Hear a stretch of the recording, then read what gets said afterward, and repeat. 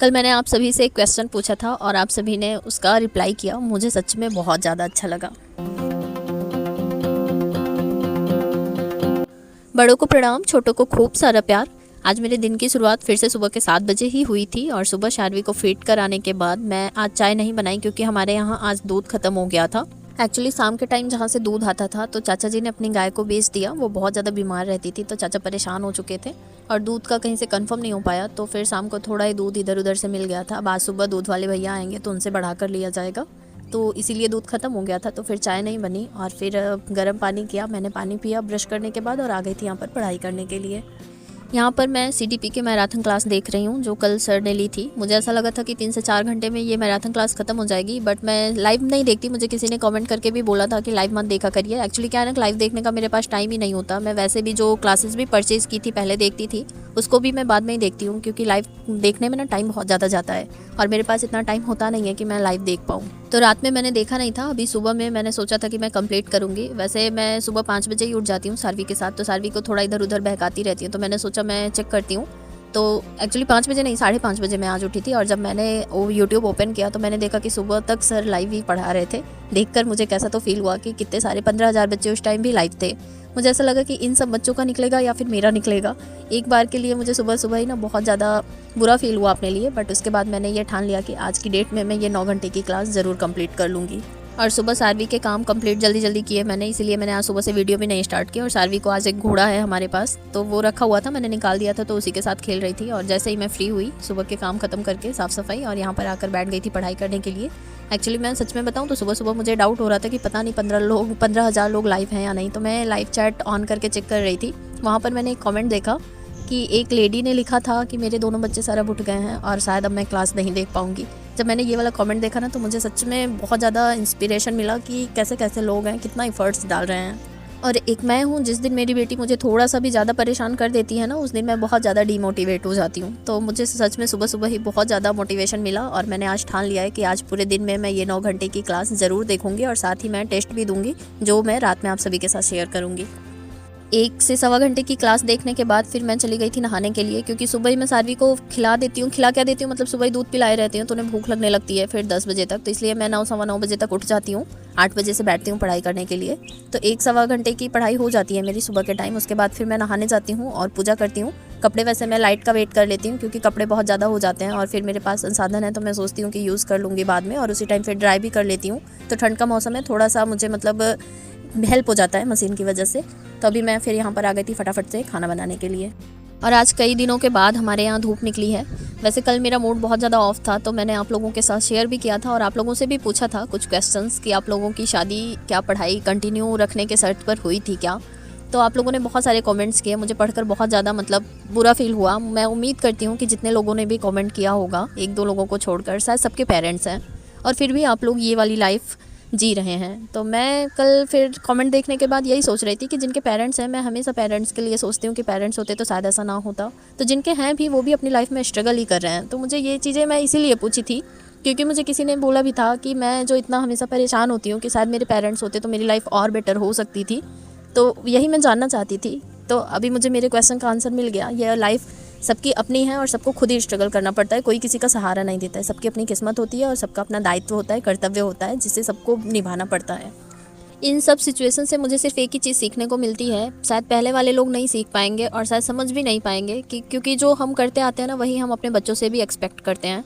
तो वो लोगों ने तो इस तरह से हम लोगों को मतलब यहाँ पर पहुँचा दिया, पर अब हम लोगों का ये कर्तव्य बनता है ना कि हम लोग अपनी लाइफ में थोड़ा सा और एफर्ट्स डालकर स्ट्रगल करके कम से कम अपने बच्चों को ये वाली लाइफ जीने पर मजबूर ना करें।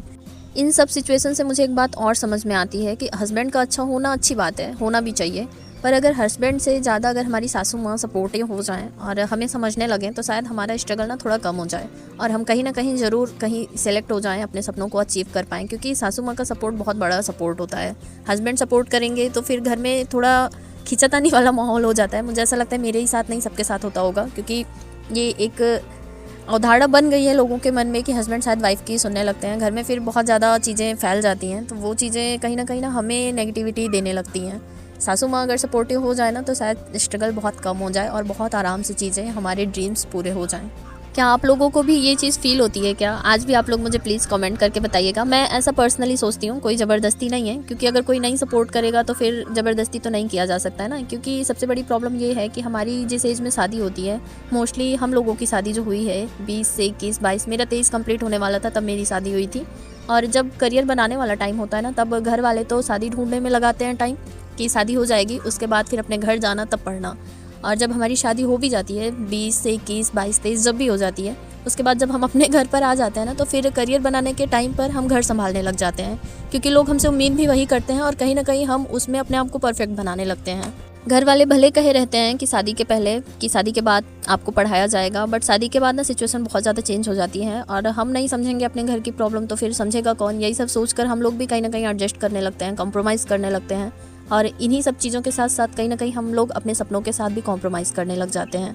पर होता क्या है ना कि एक टाइम जब बीत जाता है, जैसे मैं अपना बताऊं तो 5 साल बीत गया। वैसे मैं कभी पढ़ाई से दूर नहीं हुई थी, मैं कुछ ना कुछ हमेशा पढ़ा करती थी, क्योंकि मेरा ड्रीम ही था कि मैं पढ़ लिख कर कुछ बनूं। और हमेशा से ही मैंने सिर्फ एक ही सपना देखा था कि मुझे पढ़ाई करना है और पढ़ाई करके कुछ बनना है। मैं अपना बताऊं पर्सनली ना, तो मुझे किसी भी चीज़ का कोई शौक़ नहीं था, ना सजने का, ना संवरने का, ना कहीं घूमने का, और मतलब कुछ भी नहीं। जब से मेरे पेरेंट्स शायद नहीं है, उसके बाद से मैं अपना बताऊं तो मैं अपने नानी के घर पे रही हूँ, वहीं पली बड़ी हूँ। हमारे गांव में अगर कोई शादी पड़ती थी या फिर कुछ भी होता था ना, तो मेरी नानी गुस्सा करती थी कि मैं और मेरी दीदी दोनों लोग ही कहीं कभी किसी के घर नहीं जाते थे, चाहे कितना बड़ा ही फंक्शन क्यों ना हो। तो बस यही एक हॉबी थी कि बस पढ़ लिख कर, एक सपना था ना कि ये मेरे दिमाग में चलता, एक मम्मी चाहती थी कि हम लोग कहीं सेटल्ड हो जाएँ और वो चीज़ें पूरा करना था, तो बस वही दिमाग में चलता था, पढ़ाई पढ़ाई पढ़ाई। लाइफ में बहुत सारे उतार चढ़ाव आए। मैं अपने नानी नाना के पास रहती थी, तो ऐसा कंडीशन वहाँ पर बन जाता था कि नहीं, अभी नानी नाना के पास हो तो यहाँ रहो, जब तुम्हारी शादी कर दी जाएगी अपने घर जाना तब पढ़ना, ये कंडीशन होती थी। और मैं वहाँ पर लोगों से झगड़ा कर लेती थी कि नहीं पढ़ना है, यहाँ जाना है, वहाँ जाना है, ये करना है, वो करना है।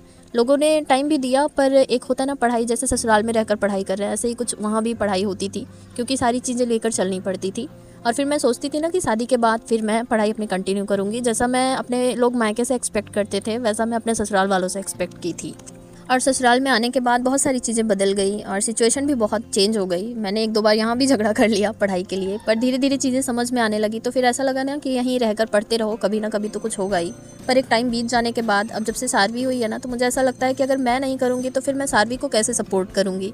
तो यही सारी चीज़ें मेरे दिमाग में चलती रहती हैं। और एक बात और बताऊँ कि मैं शादी से पहले भी ये चीज़ें कई बार सुनी हूँ कि देखते हैं पढ़ लिख कर क्या ही उखाड़ लोगी, और शादी के बाद भी मुझे एक लोगों ने ऐसा बोल दिया था, जबकि वहाँ पर मेरा कोई मतलब मैटर ही नहीं था, बट किसी ने बोल दिया था कि यहाँ बैठकर मैं कलेक्टर बन रही हूँ।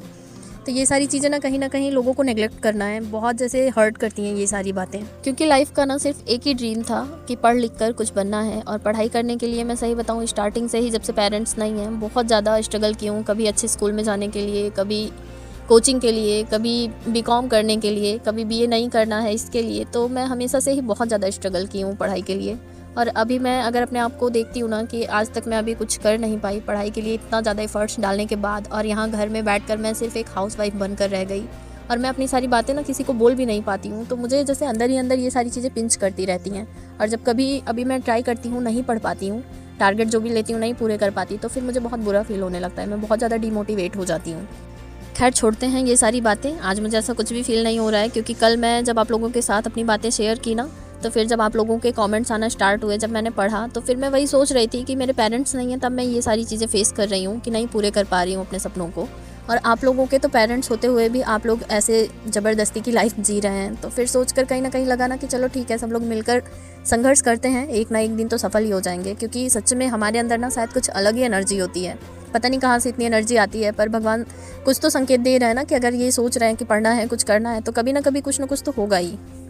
मैं हमेशा कहती हूँ ना आप सभी से कि हमें लाइफ के हर काम से, मतलब छोटे छोटे काम से कुछ ना कुछ सीखते रहना चाहिए। तो हमें सच में कुछ ना कुछ हमेशा सीखने को मिलता है, ये हमारे ऊपर डिपेंड करता है कि हम चीज़ें सीखते हैं या फिर नहीं। अब मैं आप लोगों को ये भी बताऊं कि ऐसे भी बहुत सारे लोग मिल जाते हैं जिनको ऐसा फील होने लगता है ना कि हम बहुत बड़ी प्रॉब्लम में हैं, हम बहुत दुख भरी ज़िंदगी जी रहे हैं, इसलिए हम इतना एफर्ट्स डाल रहे हैं पढ़ लिख कर कुछ बनना है। ऐसा कुछ भी नहीं होता है। एक होता है ना अपना शौक़ होता है, अपने सपने होते हैं, और एक लाइफ का कुछ उद्देश्य होता है जो हमें पूरा करना होता है। सबके बस की बात नहीं है ये सब कर पाना, इसलिए कह देना बहुत ज़्यादा आसान होता है लोगों को।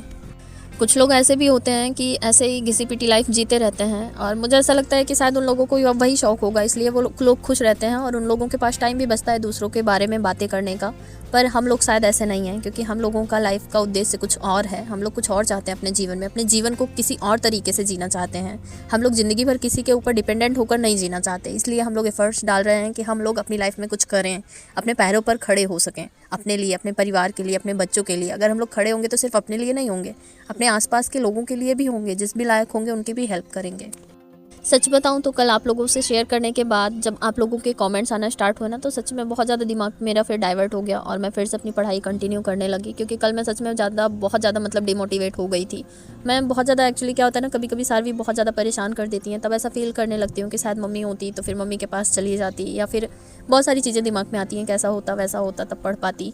जब पढ़ाई नहीं हो पाती है ना, तो मेरा जैसे बहुत ज़्यादा दिमाग ख़राब होने लगता है और इसी चक्कर में कल मैंने अपने हस्बैंड से भी झगड़ा कर लिया था। पर अभी सब ठीक है, आप लोग टेंशन मत लीजिएगा। और आज की वीडियो व्लॉग को भी समाप्त करने का टाइम हो गया है। आप लोगों से ही बातों बातों में मेरा खाना भी बन गया था, मम्मी स्कूल भी चली गई और जो भी काम थे छोटे मोटे वो सब भी मैंने कर लिए थे। और शार्वी के साथ मैंने फिर थोड़ा बहुत टाइम स्पेंड किया, पढ़ाई भी कर रही थी कंटिन्यू। और अभी वीडियो को समाप्त करती हूँ, कल फिर मिलती हूँ एक नए वीडियो के साथ। आप लोगों को ये वाला वीडियो कैसा लगा, मेरी बातें आप लोगों को कैसी लगी, आप लोग मुझे ज़रूर बताइएगा। और अगर कोई सुझाव होगा तो वो भी मेरे साथ शेयर कीजिएगा।